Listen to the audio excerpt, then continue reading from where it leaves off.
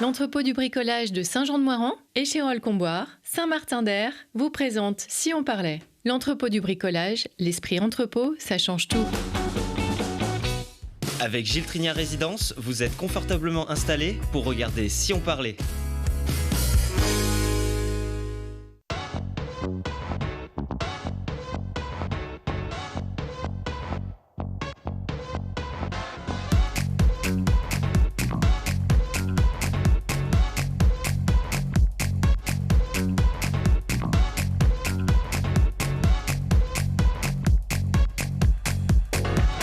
Bienvenue à tous, très heureuse de vous compter parmi nous. Comme chaque soir, on donne la parole à ceux qui font bouger les lignes.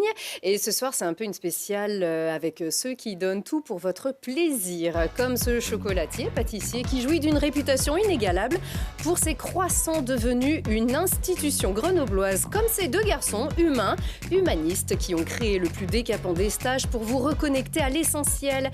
Et comme ces femmes du monde entier rassemblées sur les écrans du Fontanil-Cornillon et qui vont vous éclairé grâce aux bénévoles du festival Les Clés de l'Aventure. Sandrine Cérézo, bienvenue.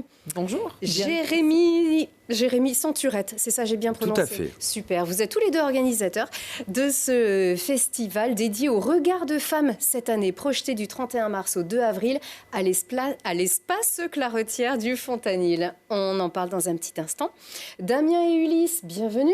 Merci. Vous êtes deux humanistes, comme on dit, pour résumer, s'il fallait le résumer en un mot, car en un mot, c'est trop compliqué, mais vous avez créé des stages métamorphoses, ose, comme oser, en chartreuse, et effectivement, ça ose. On va voir ça dans un petit instant. Et bienvenue, Pascal Ferrazzi. Merci, c'est très gentil de m'avoir invité. Ah là là, qu'est-ce qu'on est content de vous recevoir. Vous êtes devenu une personnalité, une figure grenobloise qui connaît, attention, je la fais, un succès... Croissant, voilà. Il fallait que je la fasse forcément. Donc le succès, il est là, le croissant. Les croissants, vous nous avez fait plaisir, tout ça, c'est rien que pour nous. Et vraiment, vous le dis, on est des privilégiés, car si vous saviez à quel point on se les arrache dès l'aube, ces croissants, ils sont là, les meilleurs de Grenoble, paraît-il. Alors, c'est pas un classement officiel, c'est pas non plus à notre feeling, encore que. Et alors, c'est ce qu'on dit, et on est allé vérifier sur un moteur de recherche très connu. Donc, vous allez voir, il y a les médias qui s'y connaissent, des sites participatifs incontournables. Donc, on parle de vous comme la référence. Et puis, même si on va voir dans les photos, on voit que vous. Ça vous fait quoi d'être les meilleurs croissants de Grenoble? Parce que ça me fait plaisir déjà de faire plaisir aux gens, puisque je consacre quand même pas mal du temps de ma vie à faire les croissants et à faire ma pâtisserie. Donc, c'est un grand plaisir de servir les gens comme il faut. Et correctement. Et d'avoir cette avec un bon produit. Cette réputation-là, bien après, sûr. la réputation, c'est bien, quoi. C'est la cerise sur le gâteau. C'est une reconnaissance. Ouais, c'est bien, je suis content, c'est sûr. Ouais. Oui, après, tous les réseaux sociaux, tout ça, moi, j'y vais pas parce que c'est pas mon truc. Il y en a qui le font pour moi, mais autrement, oui, je suis très content. Ouais. Oui, puis il faut trouver le temps de tout faire parce que vous êtes au boulot déjà à 2h du matin. À 2h du matin jusqu'à 19h passées, souvent le soir, tous les jours. Ouais. Et vous ouvrez à 5h. C'est un sacerdoce. Et j'ouvre à 5h, pour le plaisir de ceux qui rentrent tard, je veux dire, et puis ceux qui se lèvent tôt, qui vont au boulot. Voilà, pour notre plaisir à nous tous. Alors, vous faites votre métier sans aucune prétention, selon des codes bien précis, par contre. Voilà, c'est-à-dire, vous allez nous révéler quelques petits secrets sucrés, bien sûr. Alors, déjà, ce qui saute aux yeux, c'est que vous n'êtes pas boulanger. Vous êtes ouvert selon les mêmes amplitudes horaires que des boulangers, mais vous êtes chocolatier-pâtissier dans votre boutique. Alors, visitez ce matin à 6h par Anthony, notre cadreur de luxe en l'occurrence, parce qu'il a pu assister, il a pu voir cette vitrine qui était encore complète. C'est vrai que ça part très très vite. Il y a forcément du chocolat partout, c'est bientôt Pâques. Il y a des pâtisseries aussi, des pâtisseries au chocolat, forcément beaucoup et pas seulement. Donc au rayon des viennoiseries, eh bien c'est ce qui fait votre réputation et pourtant c'est pas votre cœur de métier. Non, parce que sur la base, c'est vrai que j'ai plusieurs cordes. Je suis chocolatier, pâtissier et glacier. En plus. C'est pour ça que l'été, quand arrivent les beaux jours, je fais les glaces maison à l'italienne. Donc on va chercher la vanille à La Réunion pour les faire, les fraises sur le marché. Donc on fait vraiment toujours avec des bons produits. Mais autrement, à la base, la viennoiserie, c'est venu un petit peu après, mais disons que quand j'étais gamin, j'avais 15 ans, j'allais travailler dans des boulangeries-pâtisseries. Et c'est là que l'amour des choses bien faites, des bonnes pâtes m'est venu. Mais la formation, c'était chocolatier-pâtissier. Pâtissier. Et c'est vrai que le pâtissier d'origine, c'est lui qui fait la viennoiserie normalement. C'est associé à la boulangerie. Et après, on a associé ça à la boulangerie, mais d'origine, c'était le pâtissier qui faisait les viennoiseries. Voilà. Après, ça s'est un petit peu ouvert à la boulangerie, et maintenant, on en voit beaucoup dans les boulangeries, et puis moins chez les pâtissiers. Mais c'est un savoir-faire de pâtissier. Normalement, c'était la base du métier, c'était le savoir-faire du pâtissier. Oui. Alors, justement, il ne se passe pas, je ne sais pas, 2 minutes sans qu'il n'y ait pas quelqu'un qui passe la tête vers midi et qui demande s'il y a encore des croissants. Non, midi, là, on est largement au-delà. Ouais, c'est rare. Et donc, pour pouvoir les voir en pleine préparation, il faut venir très tôt. Donc, alors, Anthony, lui, il est rentré dans le labo comme Charlie Bouquette chez Willy Wonka, vraiment, pour connaître les secrets. Alors, ça se fait en 48 heures. Alors, pour fabriquer un croissant, il faut 48 heures. C'est le temps à respecter pour les fermentations des pâtes, étant donné que je fais tout au levain naturel. Donc, si on veut avoir une pâte goûteuse, il faut prendre son temps. Pour que les arômes se mélangent, voilà, se et c'est développent. pour ça que je vais au boulot à 2 h du matin tous les jours. C'est pour travailler dans les règles de l'art. Donc, ce que j'ai appris par mes anciens. Alors, ce geste, par exemple, vous ne les aplatissez pas, parce que normalement, ça se roule à plat. Alors, je suis le seul à les rouler comme ça. Et puis, mon équipe de travail, parce que... Et pour rouler un croissant comme ça, il faut à peu près 6 mois. 6 mois d'apprentissage pour arriver à avoir cette technicité-là. Ah, le petit coup de main. Ça paraît tout simple, mais en fait, il faut jouer avec l'élasticité de la pâte et c'est pas si évident que ça. Et c'est ça qui fait que voilà. il n'est pas... Voilà, alors on a une pâte qui est assez rustique dans l'ensemble, comme on le voit, qui est pas très régulière parce qu'ils ont tous la même forme, mais en fait, ils ont pas le même aspect. Et c'est ce qui fait la particularité du croissant. Tout à fait. Et après, à l'intérieur, vous pouvez déchirer la pâte, vous pouvez l'ouvrir pour montrer l'intérieur qui est très important parce qu'on a une texture de pâte qui est... Voilà.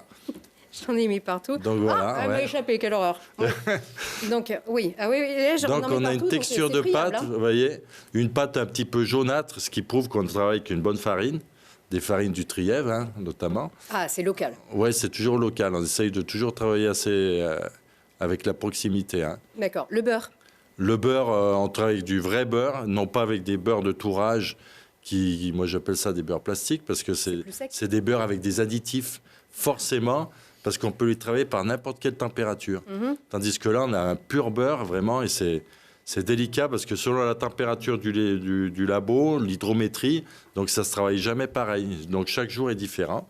Et puis on travaille avec... moi, ça fait plus de 30 ans que je travaille à la fleur de sel de Guérande. Par contre, c'est un peu plus loin.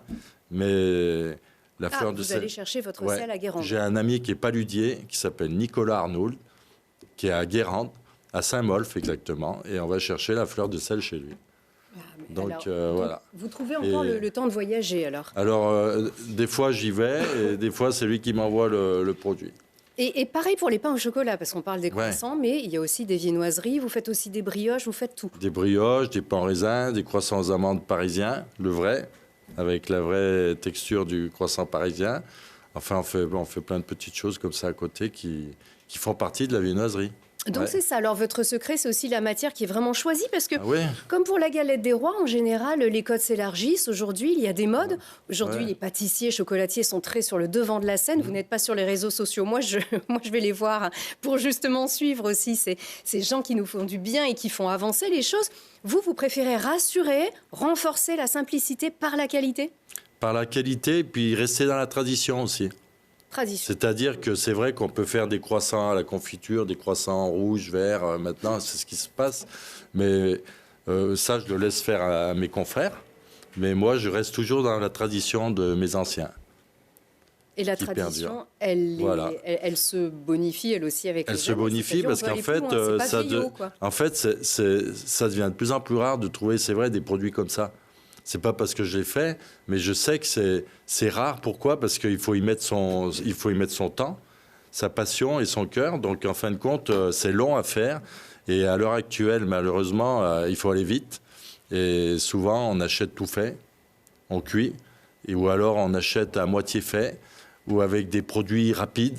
Et en fait, on peut pas avoir la texture et le goût final sur un produit rapide. Donc votre priorité, c'est la texture et le goût. Oui, aujourd'hui, on sait que pour les boulangers, pour les pâtissiers, c'est difficile de vivre aussi.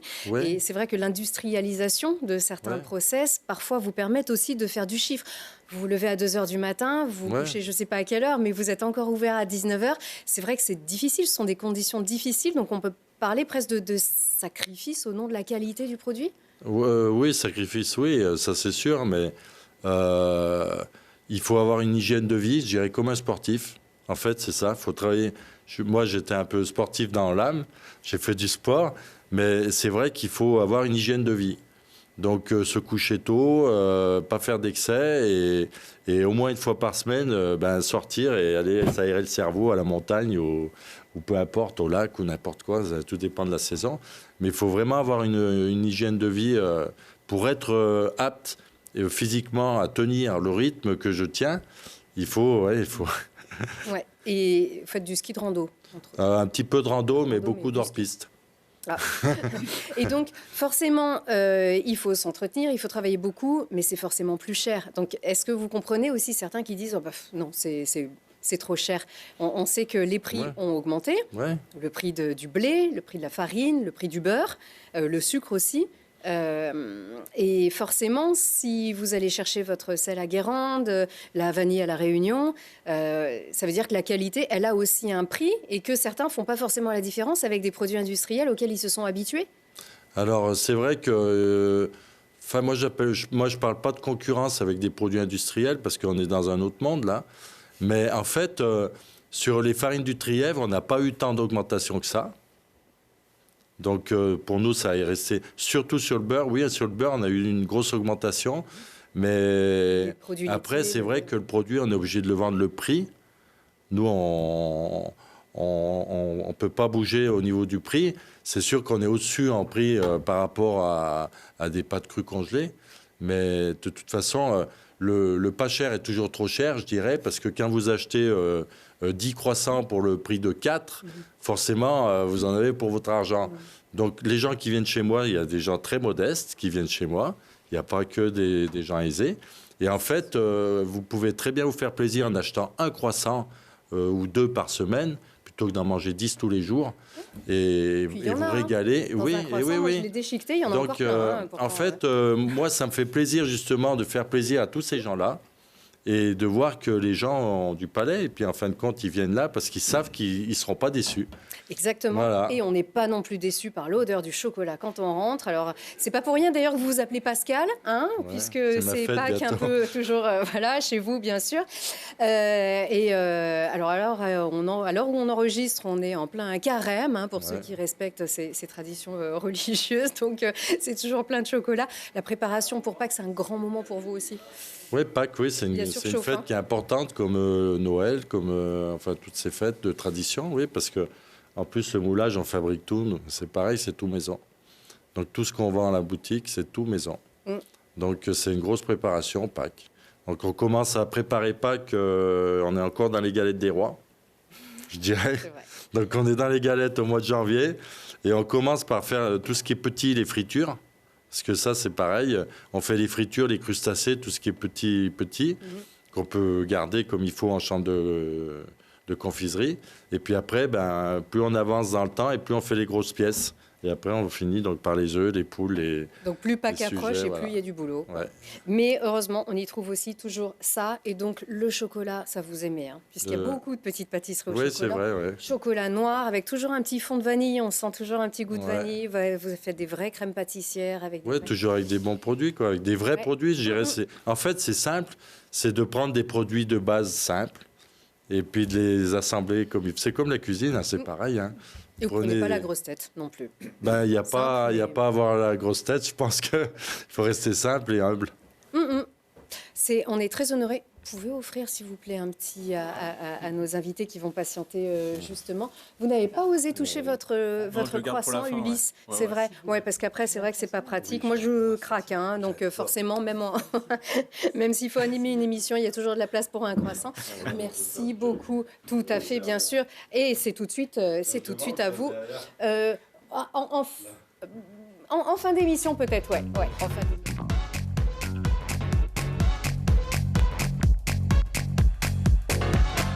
Non, parce que c'est vrai qu'on va patienter, parce qu'après, on va devoir parler la bouche pleine, c'est pas facile. Mais alors, je vous promets le gueuleton du siècle juste après. Et oui, parce que il est possible qu'on parle aussi de cuisine végane, cuisine vivante. Donc, on va voir ça dans un petit instant. Mais voilà, on va voir, tout est ouvert. On parlait tout à l'heure de l'importance de se faire plaisir avec la guerre, l'inflation, les retraites, la sécheresse, le nombrilisme, les réseaux sociaux, nos consciences pèse lourd, le moral bataille. Et si on revenait à l'essentiel, c'est un peu le but ici ce soir, si on redevenait des humains, et c'est ce que vous proposez Damien et Ulysse, donc une métamorphose du 3 au 7 avril 2023. Alors pour vous présenter rapidement, Damien Artero, vous n'êtes pas un inconnu de Télé Grenoble. Comme on se retrouve quelques années après, on vous avait découvert à la fin des années 2000. Avec votre compagne Delphine, vous avez parcouru le monde à vélo. Planète D, c'était le feuilleton qu'on pouvait suivre sur Télé Grenoble, notamment. Une expérience solide parmi les peuples visités partout dans le monde, que vous avez donc traversé à vélo. Le sens de la débrouille, le sens de l'essentiel. Ouais, la débrouille beaucoup. Ouais. L'essentiel, c'est pas un choix, hein, c'est imposé par ce genre de voyage. Ouais. Oui, parce que pour comprendre un peu le cheminement, Delphine disait d'ailleurs dans cet épisode que tant qu'on a la santé, les pépins sur la route. C'est de l'expérience, c'est du bon à prendre. Voilà. Donc, ça me rajeunit pas de voir ces images quand même. Ah, et pourtant, ça fait 20 ans. Pas changé, Damien, voyons. Mais c'est vrai que là, il fait très chaud, on respire plus, donc voilà, on prend beaucoup de recul sur le monde qui nous entoure aujourd'hui. Oui, puis c'est une super machine à voyager à l'intérieur de soi aussi. Et ça, c'est essentiel. C'est là-dessus qu'on travaille avec Ulysse, c'est le retour au corps, quoi. Car heureux qui, comme Ulysse, ça fait un beau voyage. On vous le dit tous les jours, Ulysse ? Presque. Ah, presque, d'accord. Donc, Ulysse Cato, c'est aussi votre vrai nom. Oui, c'est mon vrai nom. Ouais. Voilà, c'est ATHO. Vous étiez ingénieur dans le bâtiment ? Exactement. Ouais. Qu'est-ce qui s'est passé ? Maintenant, je préfère m'attacher à développer la clé de voûte intérieure qui se trouve à l'intérieur. Ouais. Ah, donc vous avez travaillé les bases, on va dire, voilà, la structure. Exactement. Ouais. Et ça vous a fait avancer vers un projet personnel beaucoup plus tourné vers l'humain et vers les autres ? Ouais, après je ne l'ai pas choisi, j'ai vécu un burn-out il y a quelques années et j'ai beaucoup réfléchi, voilà, qu'est-ce qui faisait vraiment joie et sens pour moi, et c'était en fait d'accompagner les personnes vers... justement vers plus d'humanité, plus de un rapport au corps qui est beaucoup plus présent. Ouais. Alors, vous proposez justement une transformation profonde avec comme baseline « Personne ne peut progresser à ta place ». Avec ces stages métamorphose, donc, vous nous annoncez une expérience décapante, en effet. Regardez. Hey! Ringa ringa pakia! Ringa ringa pakia! Voilà, c'est pas commun de pousser un haka dans la neige et c'est pas pour rire. En plus, qu'est-ce que c'est quels sont les effets de cette pratique ? Alors ça, c'est vraiment un aspect parmi d'autres de ce qu'on propose. Mais le haka, c'est un peu une danse de la puissance, on va dire. C'est canaliser des émotions, c'est un exutoire. Et ça passe par le corps et on est convaincu que le passage par le corps, c'est la clé ultime pour le bien-être dans la tête. Enfin, c'est le corps qui donne de la joie à la tête. Donc on expulse aussi des choses. Oui, il y a une part d'expulsion. Forcément devant le lever du soleil ? Non, là, c'est le pied. On peut le faire ici. Ah, oui. On peut le faire ici. Si là, tout à l'heure, avec les croissants. Et pas de problème. Pour moi, le haka, c'est aussi affirmer son autonomie, sa puissance intérieure, affirmer sa sécurité intérieure. C'est aussi une manière, comme vous le disiez, d'exprimer une agressivité ou une violence qu'on a tous en nous, mais pas envers une personne, pas envers la société, mais juste face à la nature. Et de se laisser traverser par peut-être une colère, par une puissance qui nous anime en fait. Il y a certaines techniques de sophrologie aussi qui permettent d'évacuer, de crier fort. Là, avec le haka, il y a aussi cette dimension culturelle du Pacifique, des îles du Pacifique, qui est aussi finalement assez ludique. Alors, ça fait partie donc de la démarche globale que vous proposez pendant ces 4 jours et 3 nuits. Pour 3 jours et 4 nuits, justement. La nuit est importante pour renouer avec soi-même par un travail du corps, de l'esprit. Ça s'adresse à tous. Vous pensez que c'est un peu perché et pourtant non. Regardez, on voit qu'ici il y a des personnes, il y a des jeunes, il y a des personnes un petit peu plus âgées, des hommes, des femmes. En fait, ça s'adresse vraiment à tous. Oui, c'est intergénérationnel et c'est démocratique, on va dire, puisque en fait, ça part aussi du constat qu'il y a ce besoin, toute génération et tout milieu socio-professionnel confondu, de reconnecter à la joie de vivre et simplifier, réduire la voilure. Et en fait, nous, on est outillés par nos chemins personnels et professionnels. Ulysse est coach depuis un moment, moi je suis en train de le devenir.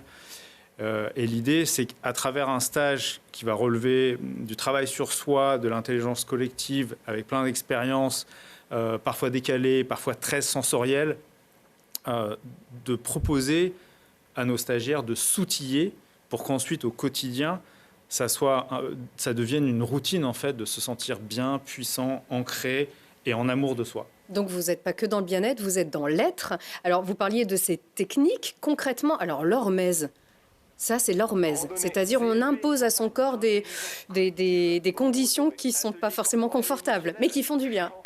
Ouais, c'est ça. Ça pourrait être une définition de l'hormèse. L'idée de l'hormèse, c'est de stimuler très régulièrement le corps en l'emmenant, effectivement, comme vous dites, dans des zones d'inconfort, mais le faire brièvement et intensément, et c'est plus par la répétition. Et bon, on observe des bienfaits sur le système immunitaire, sur le niveau de joie de vivre, sur la qualité du sommeil. Enfin, c'est assez vaste comme clé de développement de la personne. Ouais. Avec le complément, ce sont donc des ateliers émotionnels, corporels, il y a des ciné-débats, une intelligence collective et l'alimentation vivante. L'alimentation vivante, elle est là, ça ne veut pas dire qu'il y a des bestioles là-dedans, même pas forcément. Allez, je l'ouvre parce que, effectivement, c'est vivant. Ah ouais, fou. Ah non, mais ça sent très bon, ça sent le sésame. Donc ce sont des graines germées. Entre autres, ouais. C'est vraiment j'ai mangé des croissants, je peux tester, c'est quoi? Oui, bien sûr. Le fond, c'est un pesto d'ail des ours, parce que c'est la saison en ce moment. Des lentilles germées et un tartare d'algues. Ça change des croissants, mais c'est effectivement très, très bon. C'est complémentaire, il ne faut peut-être pas les manger en même temps. Mais... Et donc, vous prenez les bienfaits en fait, de cette alimentation sans graisse, enfin, sans matière d'origine animale? Oui, alors j'aime pas la définir par le négatif. Par l'exclusion. Pour moi, l'alimentation vivante, bon déjà c'est pas une religion, donc c'est pas 100% de ce que je mange, mais l'idée c'est d'avoir une alimentation qui est physiologique et qui va vraiment être optimisée pour mon organisme. Manger moins, manger mieux, et qui conserve un facteur plaisir énorme. Ça fait 10 ans maintenant que je donne des ateliers de cuisine, de gastronomie végétale. Et comme cet atelier, le stage qu'on donne avec Ulysse, vise à outiller nos stagiaires, comme je le disais, vers du bien-être corporel, ça semblait cohérent que l'alimentation pendant le stage ait un niveau de plaisir et de physio très élevé. Et donc, il va y avoir une demi-journée d'atelier pour que nos stagiaires apprennent à faire à manger comme ça. Qu'on peut facilement reproduire chez soi, bien sûr. Et sauf, vous n'êtes pas fermé, c'est ce que vous disiez, vous ne fermez jamais, vous réfléchissez à qu'est-ce qui est bon pour moi, comment est-ce que je réagis, donc je vais m'orienter vers ça. Ulysse, vous Alors moi, cette consommez aussi. Je la connais moins. Ouais. J'apprends avec Damien, c'est aussi la force de notre duo, c'est qu'on est très complémentaires. Moi, je suis beaucoup plus orienté. Moi, j'anime des cercles d'hommes. Là, je reviens de 3 jours en montagne avec 8 hommes. Alors, justement, qu'est-ce que c'est ces cercles d'hommes? D'hommes, des hommes. Ouais, d'hommes. Alors, mâles. C'est masculin. pas l'homme avec un grand... C'est important de préciser que ça n'a rien à voir avec les mouvements masculinistes. Nous, c'est des espaces qu'on crée où les hommes s'autorisent à être vrais, c'est-à-dire à exprimer leurs émotions, à sortir des injonctions, sois parfait, ne pleure pas, sois gentil, mais aller vraiment exprimer leur joie, leur peine, leurs blessures, ce qui les traverse, comment ils sont pères, comment ils sont fils, comment ils sont en tant que compagnons, compagnes, pour être en fait plus à l'aise avec eux-mêmes déjà, ensuite avec les autres et puis après avec la nature aussi. Parce qu'on a aussi aujourd'hui cette tendance à vouloir tout ramener à... On a fonctionné selon les bases d'une société patriarcale de manière ancestrale. Aujourd'hui, la virilité, la puissance, la force, aujourd'hui... Voilà. C'est trouver la posture si juste. on doit retrouver aussi, si les femmes aussi doivent retrouver leur place dans notre société, il faut aussi que les hommes retrouvent aussi leur être, fassent aussi leur chemin. C'est ça. C'est le but de ces cercles d'hommes. Mais vous faites aussi des ateliers mixtes. Bien sûr. Sur ces choses-là aussi, sur ces émotions. La réalité entre tous les outils qu'il va y avoir dans un cercle d'hommes, comme on peut animer par ailleurs, et le stage là qu'on propose, il y a plein de recoupements, bien sûr. Non, j'allais dire, en fait, un espace pour hommes, c'est pas la réalité, c'est un cocon où on va créer un espace de non-mixité, justement pour créer des résonances, parce qu'il y a des problématiques qui sont masculines, comme justement le rapport à la violence, comme la compétition, qui est vraiment très patriarcale, comme vous le disiez, comment on va créer une société plus égalitaire, où on est plus dans la communion que la compétition. Donc c'est tous ces sujets-là qu'on traite entre hommes et qui m'ont profondément transformé en tant qu'homme et que j'ai à cœur de transmettre et de partager. Ouais. Et alors, entre hommes, justement, vous préparez sur ces stages, je le rappelle, qui se déroulent du 3 au 7 avril. Au 7 avril. Vous les préparez ensemble. En fait, vous êtes, on sait, Damien, que vous êtes aussi vidéaste, réalisateur, que vous faites aussi beaucoup de choses. Qu'est-ce qui peut vous définir aussi? Vous avez créé une structure ensemble. Déjà, comment vous vous êtes rencontrés? Enfin, quel est le début de ce chemin vers cette nouvelle démarche? Le début de l'histoire d'amour entre nous deux, c'est les cercles d'hommes. C'est la convergence qui nous a fait nous rencontrer. Après, la création de ce stage, elle est au carrefour de tout ce qu'on vient d'évoquer. C'est-à-dire, pour nous, ça relève d'un mode de vie au quotidien. On ne réinvente pas la roue. On propose à nos stagiaires de s'imprégner de ce que nous, on met en place au quotidien, de façon imparfaite et perfectible. Et le binôme qu'on représente aujourd'hui, il est finalement relativement informel. On n'a pas de structure. On est tous les deux auto-entrepreneurs. Et on s'associe parce qu'on a à cœur de mettre en commun toutes ces énergies qui nous caractérisent et puis d'être au service du bien-être de la personne. Mais est-ce qu'on peut vous voir aussi le reste de l'année? Parce qu'il y a cette période ici et il y a sans doute des téléspectateurs qui vont avoir envie de vous suivre, qui vont peut-être faire une petite introspection aussi et venir vers vous.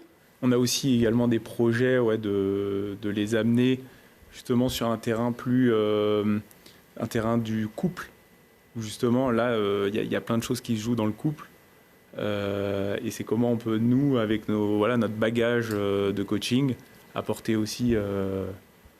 c'est un projet qu'on a, non? Je t'apprends quelque chose, peut-être? Non, je t'écoute avec délice. C'est une révélation en direct. Toujours dans la montagne, toujours, parce que en tout cas, moi, c'est un espace ressource. Ouais, et c'est pour ça que tous nos stages sont dans la montagne ou sont dans un espace où la nature est très présente. Dans un gîte. Là, c'est dans un éco-gîte, en Chartreuse. Mais Damien a un camion et ça peut être aussi une idée de faire quelque chose d'itinérant. D'aller à la rencontre d'un public. Et puis, de toute façon, toute l'année, on a tous les deux des activités de coaching. Moi, je suis masseur aussi depuis peu de temps. Et il y a cette convergence, en fait, corps-esprit, ou je dirais même corps-cœur, esprit, tête, cœur, corps, qui est au centre de tous les travaux qu'on fait, quoi. Eh bien, on espère bien sûr que vous allez libérer beaucoup de pression aussi, parce que c'est vrai que... Après une minute dans de l'eau à 8 degrés, on est zen. Réfléchit plus beaucoup, oui, ça c'est sûr. Peut-être, je ne sais pas, est-ce que Sandrine, ça vous inspire une prochaine thématique pour le festival de l'an prochain? Pourquoi pas, bien sûr. Pour sortir de l'agitation quotidienne, Pascal aussi, ça peut être très chouette. C'est pour ça que je vais en montagne. Pour faire une pause, déposer. C'est pour ça qu'une fois par semaine, j'essaye d'aller en montagne, parce que justement, oui. Ah ben attendez, nous faites pas sortir Pascal de son labo. Là. Mais après la semaine, je suis enfermé dans mes 4 murs, hein, ça c'est sûr. J'ai pas le choix. Hein. Allez, on va retourner dans une salle, en tout cas, pour aller découvrir votre festival. Merci beaucoup. Donc on passe de la montagne à la salle du Fontanil.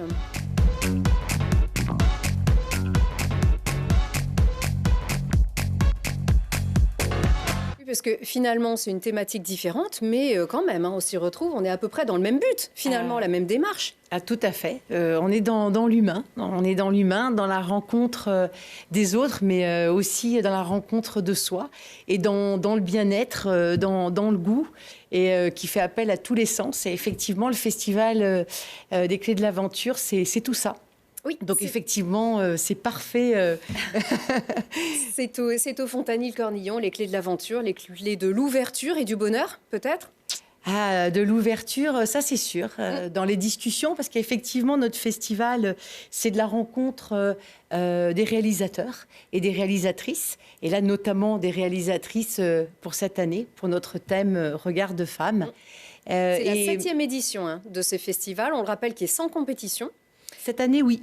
Et qui est basé sur la découverte, les échanges. Vous nous promettez de rire et danser aussi ? Alors oui, effectivement. Il y a effectivement une séance le samedi soir qui est un concert. Hein, c'est ça, Jérémy ? Alors le samedi soir, effectivement, on a une soirée festive à la fin de la projection, où il y a un groupe de musique, Impasse Paradise, qui monte de Marseille pour ambiancer la soirée. Parce que le reste, ce sont la projection de films documentaires, ce sont des courts-métrages, tout ceci autour du thème des regards de femmes. Oser l'aventure, c'est bien, on se retrouve tous, on a un petit peu un même jargon ici ce soir. Pourquoi avoir proposé cette thématique-là ? Alors, Regard de femme, c'est un thème que l'association souhaitait depuis un petit moment mettre en place. L'année dernière, on avait au coin de ta rue. Donc, on fait par thème, en fait. Donc, ça, c'est un peu l'évolution de notre festival. L'aventure est autant au coin de ta rue que partout dans le monde, par les hommes, par les femmes. L'année dernière, et cette année, c'est Regard de femme. Alors, pareil, pas de féminisme, c'est simplement un regard. C'est une proposition auprès de nos téléspectateurs, enfin les spectateurs qui vont venir. Ils vont pouvoir se dire, est-ce qu'il y a vraiment un regard de femme ? Est-ce que, du coup, eux, ils vont pouvoir en discuter avec les réalisatrices, avec toutes les personnes qu'ils rencontrent, avec nous, de l'association. Et c'est une proposition, en fait, de la présidente, Odile Dalmestoup. Et voilà. Donc vous avez sélectionné des films documentaires qui relatent la démarche aussi de certaines femmes, mais vraiment qui peuvent être très variées. On voit une femme aviateur, on voit 2 femmes qui sont parties parcourir le monde pour connaître les secrets du bonheur chez des populations qui ne sont pas forcément exposées aux petits plaisirs de la vie. Et c'est donc, ça. Voilà, ça va vraiment, c'est extrêmement... Et notamment aussi une équipe de Grenoblois, des étudiants qui sont allés chercher les clés d'un monde meilleur face à l'urgence climatique. Donc vraiment beaucoup de thématiques, mais toujours avec ces regards. C'est ça. Ce regard. C'est ça, le regard de femme où c'est effectivement, on a Perrine et Charlotte par exemple, j'ai mes petites notes pour pas abîmer leur ouverture au monde. Elles ont été rencontrer des femmes remarquables autour du monde, de la Philippines à l'Argentine par exemple, ou alors... C'est le film Fragment d'elle, ça, on va voir ça dans un petit instant. On a cette famille là qui est allée parcourir le monde avec leur toute petite fille de 9 mois. C'est ça, et qui sont effectivement... qui sont allés avec leur petite fille et qui sont allés visiter le monde. On a plein d'images où effectivement ils sont avec leur enfant, qui voient, qui découvrent, qui grandit au fur et à mesure, tout comme les parents d'ailleurs. Et tout à fait. Et puis, il y a Caroline qui observe aussi un observateur solitaire et passionné, donc qui s'appelle Max et qui observe des gorilles. Du coup, effectivement, avec des images magnifiques, de patience, de regard. Et je vous parlais de sensations tout à l'heure et de goût. Et on est effectivement là-dedans, dans toutes ces images qu'on propose. Et on n'est pas que dans le voyage, on n'est pas que dans l'aventure, même si c'est les clés de l'aventure. L'aventure, elle doit être aussi personnelle. C'est qu'on doit aussi ouvrir les esprits. On doit forcément les regards de femmes. Si on assume la thématique de la femme, même si ce n'est pas féministe, mais ça fait partie de ces petites choses qui progressivement rendront aussi la place de la femme dans nos sociétés? Alors effectivement, il y a des films qui font des propositions de femmes où on les attend encore peut-être pas trop.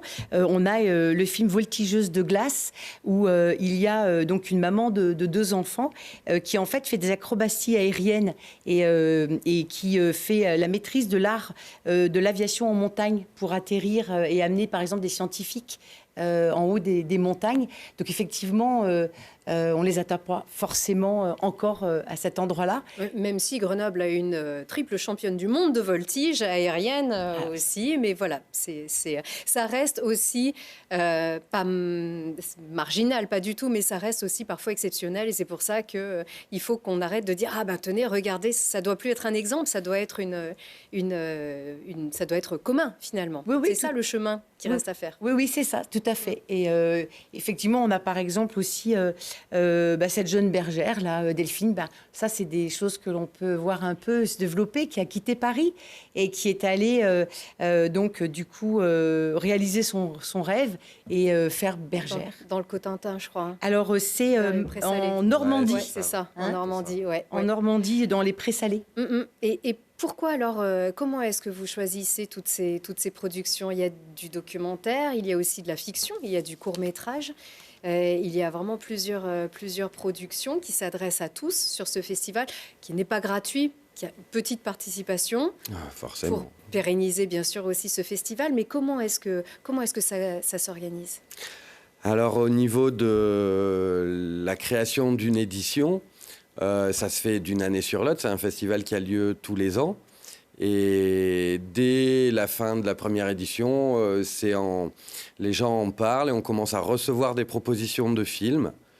Donc on reçoit des propositions et puis après, l'équipe va aussi chercher certains films dont on a entendu parler.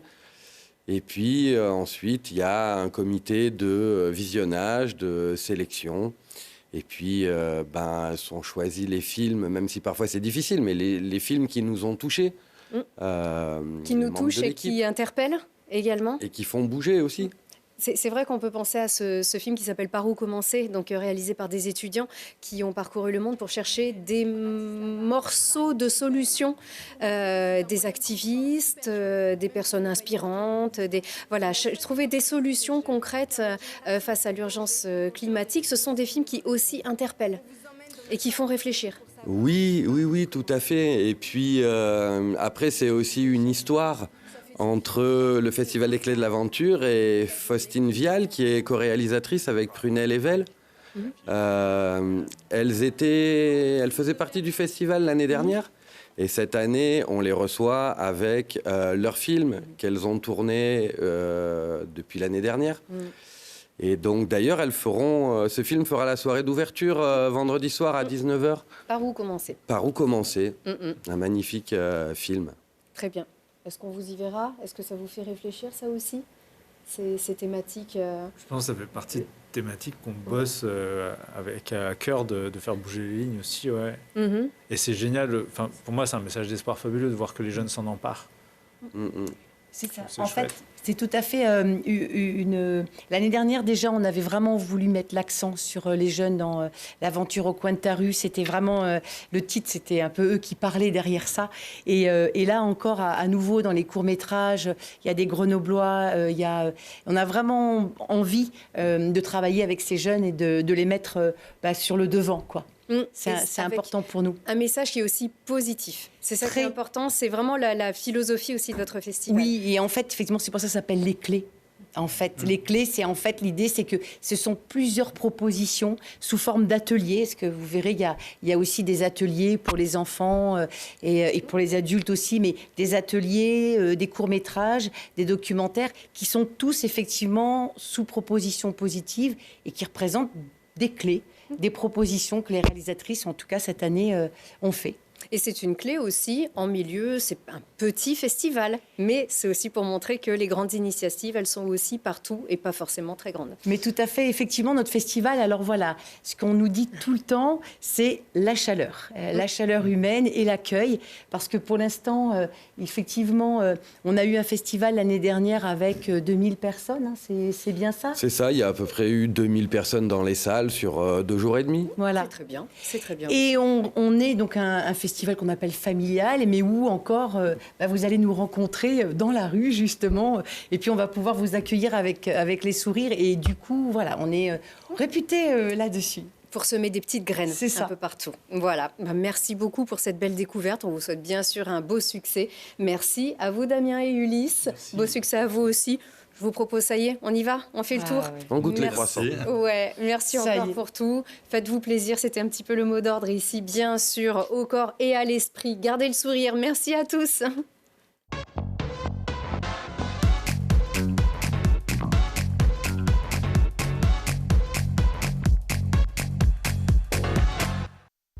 Vous avez profité de Si on parlait avec Gilles Trigna Résidence.